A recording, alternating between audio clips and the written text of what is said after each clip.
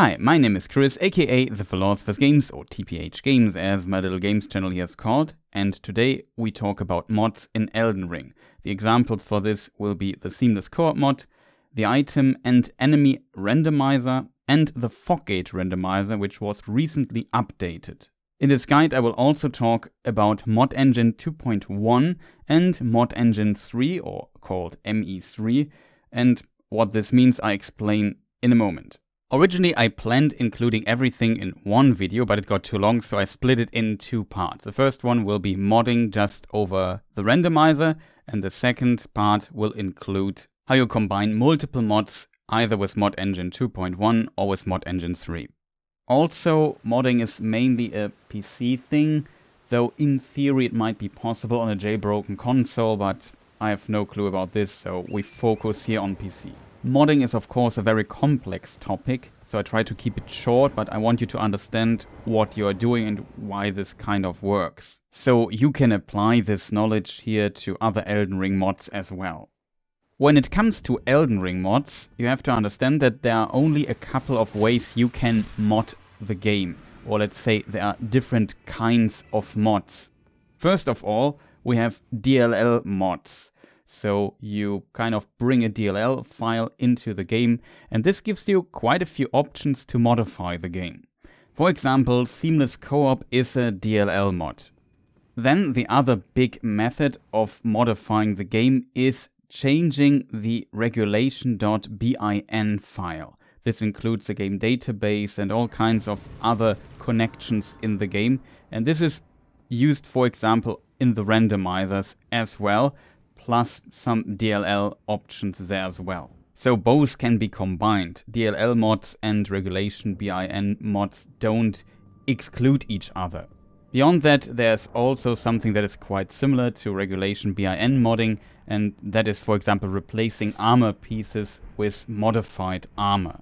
Similar to regulation.bin modding, this is just file replacement, and you only have to look out for the internal file structure of the game and kind of replicate that with your modded files, and then the process of loading it into the game is the same, which we will talk about in a moment. And then for completeness sake, there's also the way of directly injecting something into the game itself, which is often used by tools like Practice Tool and so on. Also, some of these DLL injection mods and so on can trigger your virus scanner and your Windows Defender, because it is definitely from outside manipulating a program, and that is something that usually you want to avoid. Also, before you start modding, you should go into the settings of the game and set up that the game starts in offline mode, and also you have to start the game without the Easy Anti-Cheat software activated. But don't worry about deactivating the anti-cheat software too much, because the way we will mod the game, this will happen automatically and you have to do basically nothing. And if you start the game normally, the mods will disappear and the game just runs as it used to be. You even can play online again. There are some exceptions to this, but for the most part, if you use Mod Engine, and that is what we will be using, this is actually the case, and that's pretty awesome, to be honest. But even if you use mods and start the game without anti-cheat, Steam has to run in the background for the game to start. So let us now come finally to Mod Engine. Mod Engine is a modding framework developed by the modding community of the FromSoft Souls games. And it basically allows us to load in mods into FromSoft's Souls engine, which they used forever, so since Dark Souls 1. There are two versions of Mod Engine. There's Mod Engine 2 or 2.1, which supports everything from Dark Souls 3 to basic Armored Core 6. I think the legacy version of this also supported Scholar of the First Sin and so on. And then there is a successor, Mod Engine 3, which supports everything from Dark Souls 3 to Night Rain. As you see, there's some overlap, and we will stick here though to Elden Ring, and in this case you simply have both options, which is pretty cool. And also our example mods, Seamless Co-op mod, Item and Enemy Randomizer and Fog Gate Randomizer, all work with Mod Engine 2 and with Mod Engine 3. and you can also kind of do it without it, though under the hood it still uses Mod Engine. And here things get a bit interesting. You would think the first thing you need to download is Mod Engine. Actually, this is kind of optional if we talk about these specific mods here. Because the randomizers, especially Item and Enemy Randomizer, has Mod Engine 2.1 basically already implemented and gives you even an interface to load DLL files and so on into the mod, which makes things pretty easy, to be honest. And this is what I will show you first. So what you need for this tutorial is to download Seamless Co-op, the Enemy and Item Randomizer, and if you also want the Fog Gate Randomizer. And then if you want to combine more mods or different mods with each other, you will also need one of the two versions of Mod Engine in addition. What is important here for this guide is that it is the combination of multiple mods. If you just want to use Seamless Co-op, then you can just download Seamless Co-op. There's a .exe file and a configuration file where you have to set up, for example, a password, and then you can just start the .exe file and it does everything for you. Pretty similar to both randomizers as well. However, if you want to combine multiple mods, you can use the Elden Ring Item and Enemy Randomizer as kind of a mod manager. So you download the mentioned mods, the links are in the description, and extract the files somewhere on your computer. Each should create its own folder. So Randomizer is called Randomizer, the Fog Gate Randomizer is called Fog, and the Seamless Co-op folder is called Seamless Co-op. Pretty straightforward. I think we start with the Item and Enemy Randomizer, and for that you open the folder Randomizer and there open the Elden Ring Randomizer.exe. You have to tell it where the game is, so you click on select game.exe and then you have to navigate to your folder where the game is installed. If you don't know where it is, for example, if you have installed it on Steam, there's a little gear button and there you can click on Manage and then on Browse Local Files. And then it will open the folder. In it you have the folder Game and in that you find the Elden Ring.exe. As you can see, the randomizer has a ton of options and I will go through most of them in a separate video. I give you potentially later in this video a little rundown of the most important ones, and I also link you in the description some of my configuration files that you can import into this. To do so, you click on Options, Import Options File, select one of my files or whatever configuration file you have, and then click on Open, and it should set everything up automatically according to the file. If you now use the current version of the randomizer, which is 0.11.3, then you have the option Add DLL Mod. And with this, we can add the Seamless Co-op mod to the launcher of the randomizer. A new window pops up, and there you can click on Add, and here you can add any DLL mod in existence in theory. And we will add the Seamless Co-op by navigating into the Seamless Co-op folder, and there you find a file called ersc.dll that you select and then click on Open, and then it is added to the launcher of the randomizer. And then it basically already works, but you have to set up the Seamless Co-op really quick as well. To do so, open the ersc settings.ini, and there you can have all the settings. I guess most people want to play with their friends, so there is the setting co-op password. That's your session password basically. Both players who want to play together or multiple players have to have the same password to find each other. It's pretty simple. So people who do not have the password cannot join the game. Then we have allow invaders. So with this, you can allow other people who have potentially your password invade your world and, I don't know, fight with you if you wish so. I guess most people set this to 0 because they want to play co-op. 0 means deactivated. Then you can allow or disallow spirit summons, pretty straightforward. The next interesting and maybe important setting, especially for co-op randomizer, is the scaling section. And here you can set up health, damage, and posture increase per player for enemies and bosses. This setting is kind of like your option to increase or decrease the difficulty, but it also depends on what you're exactly doing in Seamless Co-op. Let's say you play a weird format, which I plan on doing in the future, that you have 2 teams, 2 players each, and you do a rando race against each other. So you want to split up and do different objectives and bosses at the same time, but and fight the boss 1v1. You want to maybe turn down the boss health scaling for this. But if you fight together, cooperating versus one boss, then you maybe, depending on your ability to play the game, want to increase the boss health scaling a little bit per player to give you a better challenge. Further, boss posture scaling, potentially also enemy posture scaling, is very important because staggers are so powerful in Elden Ring, so you maybe want to tweak this also a little bit depending what weapons you want to play and how well you get through the game. Keep in mind that one player using an in-game item opens his game, hosting the game, and the other players will join him. And the ERSC settings INI of the host player is the one that determines the scaling, the rod status, if summons are allowed, and so on, not that of the joining players. Another important setting is called death debuffs, and the mechanic is called rod essence. What it does is, when you die, you get 1 of 5 random debuffs, which also can stack, and they will be cured when you sit at a bonfire. The idea is basically that you can't, let's call it, brute force an area with normal enemies or open world bosses with this. Or let's say not that easily.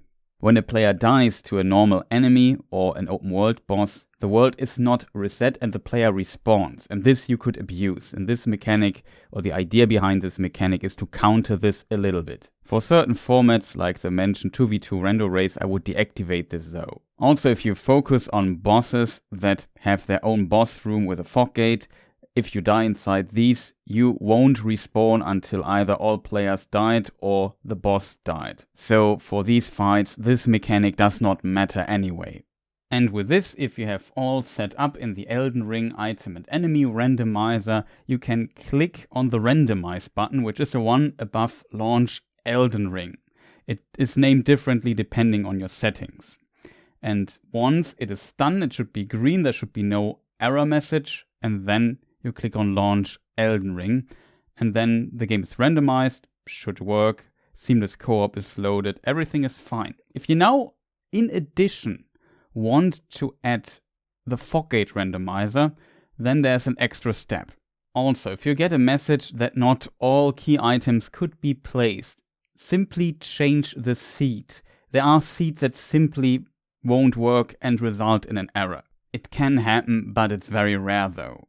Also, if you now want to add another mod that is not the Fog Gate Randomizer, let's say you want to replace an existing armor set with a different one, mods like this exist, you can also add one mod by clicking on Merge Other Mod and then either on Select Regulation BIN to merge or Select Mod Directory to merge. If you have, for example, one of these armor replacement mods where you have this folder called parts and then there's some files in it. And the other one if there is a regulation.bin in it. In theory, you could also create your own TOML file and then also include multiple mods. That's the last option, but that would go too far for this tutorial.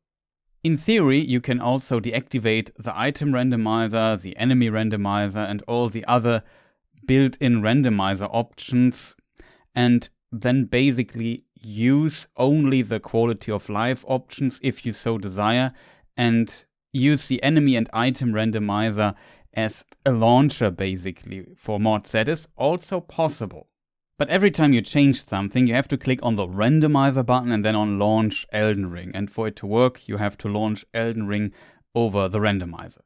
If you now also want the Fog Gate Randomizer to work, you have to activate unrestricted item placement for Fog Gate Randomizer under MISC options in the item and enemy randomizer and then click again on the randomize button. In theory, it would also work without activating this, but it will lead to potentially very similar randomized results in the parsing. And then you have to go into the fog folder and start the fogmod.exe.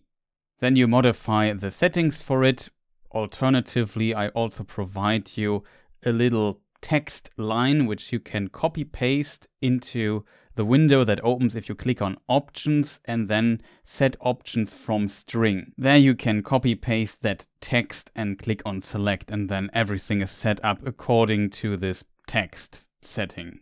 Next you have to click on merge other mod in the Fog Gate Randomizer to merge it with the item and enemy randomizer. Here in the window that then opens, click on select TOML file and there select in the other randomizer, the item and enemy randomizer, the config Elden Ring randomizer dll.toml. And this will only be created if you have clicked there in the other randomizer on the randomize button. If you want to change anything afterwards or whatever, you have to go to the item randomizer, do your changes, click there on randomize, go to the Fog Gate Randomizer, and then click there on randomize again. But yeah, also in the Fog Gate Randomizer, you have to click on randomize. And then before you click on launch Elden Ring, you should click on configure save file backups. Because Fog Gate Randomizer is still in alpha, it can kind of damage your character in a way that you can't load back into the game. You're stuck in the loading screen. With this here in this window for the save file backups, you can click on restore and then it restores a save game that's a minute old and it should work again. Your save files of Elden Ring are stored where your operating system is installed in the folder users, then the username, then app data, which is usually invisible, then roaming Elden Ring, a Steam ID number, and then in a file by default without seamless co-op, it is er40s.sl2. If you have seamless co-op installed, and for this to potentially work, you maybe have to start the game one time with seamless co-op, and then the game creates a file, and there it is called er40s and then CO2. Or if you have changed that in the settings of Seamless Co-op, you can also change how the file extension for Seamless Co-op save files are called. You have to change it to that. And then finally, after having pressed on randomize, wait for it to be completed. There should be like a green thing at the bottom. And then you can press on launch Elden Ring. And then it should work. You see if Seamless Co-op works when it says Seamless Co-op already in the starting screen, as you can see here. You can check if Elden Ring item and enemy randomizer works by creating a new character, and you see they should have different weapons, at least if you have randomized starting class loadouts activated. Fog Gate Randomizer works when you get a little bell item when you start into the game. The items you need for Seamless Co-op you get when you rest at the first bonfire, or grace as it's called in Elden Ring. To host a world, you have to use the tiny great pot. To join a world, you have to use the effigy of Melania.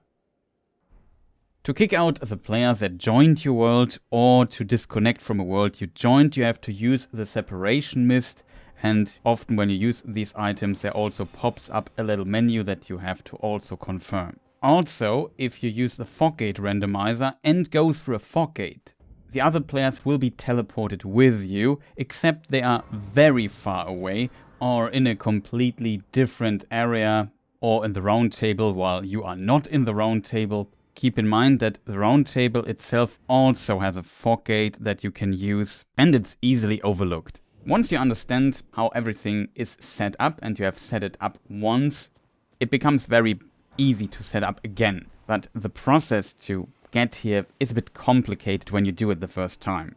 Further, if you play Fog Gate Randomizer, your goal is to find Maliketh's boss room and defeat Maliketh, and also find the pathway that leads to Radagon's fog gate to his boss room. The fog gate is not randomized there. Also, I want to very briefly talk about good settings that you maybe should consider for the randomizers. I will give you a full rundown in a different video though. Fog Gate Randomizer has multiple modes. We focus here on World Shuffle, and I think Dungeon Crawl does not work yet in the current version. This might change in the future though. However, when it comes to required gates and warps, these are the required ways you have to check to end the game. I would recommend here to stick with less is more, because already with major bosses, legacy dungeons and critical paths, you have a lot of checks to do, and it can be very confusing, really like a labyrinth. By my experience, depending on your luck on finding the correct path, you will take to, let's say, 7 to 10 hours to end the game. This is when you use the combined base game and DLC setting. Another interesting setting that is also true for the other randomizer is number of great runes to access the final boss. You can set this, for example, to 4 or 7, so you need all great runes to enter the final boss room. This gives you a sense of progression when you find the great runes and know, okay, now I have my 4 out of 4 great runes, and now I can, if I find the final boss, I can fight him. That's pretty cool in my opinion. But keep in mind, it makes a run longer, and Fog Gate Randomizer is already pretty random. But on the Item and Enemy Randomizer, this setting is gold. Add additional graces is also a very important setting in my opinion. You should always activate it when you play World Shuffle. Also, reduce upgrade cost for non-somber weapons is very important. We come to this in a moment again. And add Flask of Wondrous Physick to Roundtable shop from the start is also not that bad. Then we come to the Item and Enemy Randomizer. In the Item Randomizer tab there we have bias, and that is a bit complicated to explain, but 0% means basically every place has the same probability, and the more you go towards 100%, the more the randomizer tries to create long chains where you need to find a key item to unlock other areas where you'll find the next key item and so on. Another interesting setting in this context is key item placement. Early legacy dungeons are available early. With this activated, the academy key is always in Liurnia and so on, so it's easier to find. Because with my default settings for important locations, you only have 4 to 5 possible checks in Liurnia. Then we have smithing stone availability similar to vanilla. I would recommend activating this because it gives you a smoother smithing stone progression, and it's not like, oh, I have not found my smithing stone 1 and can't upgrade my weapon and I'm completely stuck. This way you at least know where to look because they are available similar to the base game. I would also recommend to activate add guaranteed copies of random enemy drops. For example, the Bloodhound Fang can be considered a random enemy drop, and this way you can find it as item that you can pick up from the ground, but also as an enemy drop. Then under the MISC options tab, I also recommend clicking on reduce upgrade cost for non-somber weapons, because otherwise smithing stone weapons are not that viable anymore, because you need 97 smithing stones to fully upgrade a normal weapon versus 10 smithing stones for a somber weapon. And it's very difficult to find these 97 stones, as you can imagine. So this setting reduces the number to 25 smithing stones, 3 from every smithing stone type plus a final one. Then under the Enemy Randomizer tab, I would activate both scaling options and also think about ignore arena size maybe. I would not activate it, but if you get tired of having certain bosses always in the same boss arena, then you maybe have to activate it at some point, because big bosses can only be placed in big arenas then, and there are not that many big boss arenas and big bosses. Then under logic, there's an interesting option called game progression. I would definitely consider this. Here you can set up, for example, that you need 4 great runes for entering the mountaintops. When you set this to 0 or to 4, you stand in front of the elevator rolled and you get the rolled medallion there. If you fulfill this condition, so having 4 great runes, or if you have it put it to 0, you get it instantly. And this can add a lot of interesting or fun progression to a randomizer run, because you know, okay, I have to find 4 great runes to complete the game. And when I have 4 great runes, I'm in go mode and then I can complete the game. So usually when I play randomizer races, I set this to 4 runes for mountaintops or 7 runes for the final boss or whatever. By default, it's 2 great runes for Leyndell, but if you want to have a bigger area that you can explore, you can also set this to 0 so you can instantly enter Leyndell, which can also be more interesting. Same with the DLC, where you have the Mesmer Kindling that you need to burn down the tree in the DLC. Here, with this setting, you can split them into, let's say, 11 parts, and then you can say you need 5 of those 11 parts to burn down the tree and then go to the final boss of the DLC. And here again you have this, I'm in go mode now. I would also recommend to randomize base game and DLC key items separately as well.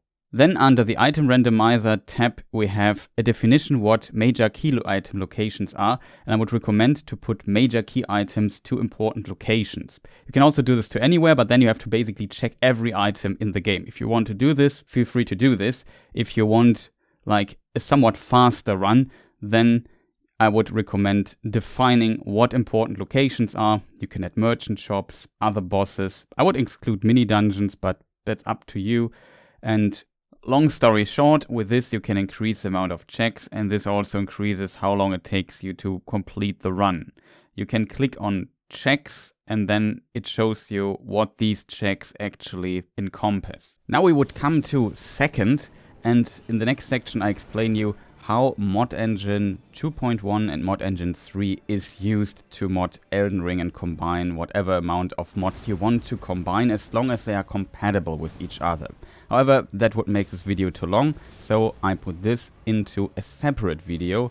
Link is in the description and potentially also pops up somewhere here. Thank you people for watching. If something is not working or you have a further question, let me know in the comments. Press the like button, maybe subscribe would be much appreciated. There will also be a video where I go through all the settings of the randomizer and try to explain them as well. That might take some time to complete though, and you will find it linked there in the description later. Again, thank you people for watching. Huge shoutouts to all the supporters, much appreciated, and see you people next time. Goodbye.